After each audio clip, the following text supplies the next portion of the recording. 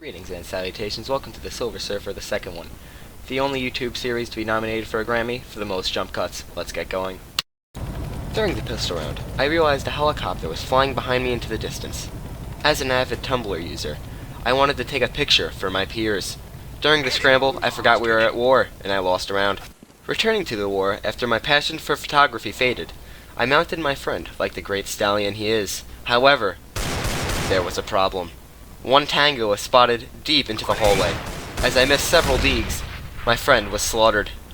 I knew there was only one way to repay the debt: by blood. He was juking me back in that vast hallway, and I knew I wasn't going to hit him. So what I did was I flashed him, jumped behind him, and knifed him right in his face. He died. By round 3, I noticed vegetation growing. I really don't know the callouts from this map, I'm sorry.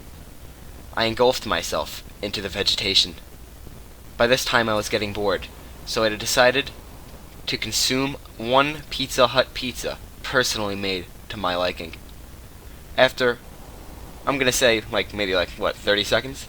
A tango descended from the staircase, and I knew it was my time to strike. And strike I did. As we returned in round 4, it was a 1v1 situation. I knew the task at hand. The hostage needed to be rescued. But there was danger afoot, as there is one of me and one of him. As I turned on the Trickshot sensitivity for ultimate precise aiming, I decided I got to rescue this hostage sooner rather than later. But I did not know where the tango was. As I eluded that hallway, I decided, you know what, I'm going to make a beeline for the exit. Due to his blindness, this beeline was made easy.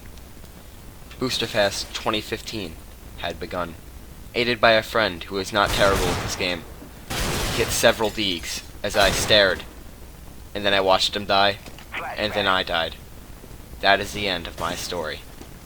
Throwing a flashbang. But little did I know, my story was just beginning. As Booster Pass became a little bit more of a thing, I decided to run back to where I know, vegetation area where the plants roam free. Unlike the plants, however, who roam free, I could not. It was a full moon tonight, which means my menstrual cycle was starting. I was confined to the bathrooms. But then I saw a tango. I decided to investigate. And by investigate, I mean stab him. It was at round 8 when I first contributed to my team. I hit a lucky one-tap. But unfortunately, not everybody was happy. My teammate was still ass mad. By round 10, it was a 5v1 situation. I have the best weapon in the game at the palms of my fingertips. I knew I could use the element of surprise to my advantage. After a wonderfully executed spray control, I knew the enemy knew where I was. I receded to my hiding spot, in which I reloaded the mammoth. After a good 15 seconds, I was shot from I don't even know where. I've never told anybody this before, but before I joined the army, I worked at circuses. I was the world's best juggler, but unfortunately, legitimately everybody hates circuses.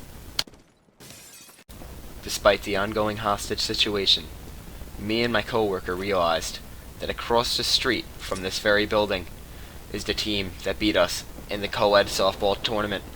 We decided to get a little bit of payback by throwing flashbangs at their buildings.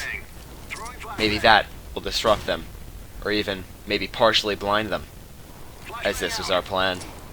After a 4-round hiatus, I decided I should return to Counter-Strike instead of watching Netflix. As I get the Zeus pick, my teammate kills the player with the AWP. After picking up the AWP, I sensed something special would happen, and that something special did occur. A 360 no-scope, approved by Team Optic. I personally won the round for my team.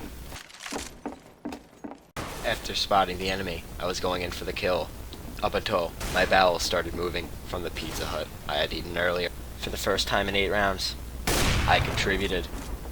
Even from this one kill, my team was still angry at me. I continued to tell them that there's no I in Counter-Strike, but they wouldn't listen. I just kept on getting cyberbullied. After the cyberbullying continued, and remarks about my weight were noted. I realized there was only one way to change their opinions about me, through the interpretive dance of trick-shotting. With every spin, my heart fell solely onto the trigger, and as I pulled, I felt my emotions unleashing. But then, unfortunately, my teammate Penguin came up to the door, and he met his demise. I realized I had to dedicate this to him, and I landed the trick shot. Thank you for watching my video. If you liked it, like and subscribe, and even stay after for the Deagle montage. Give it your best.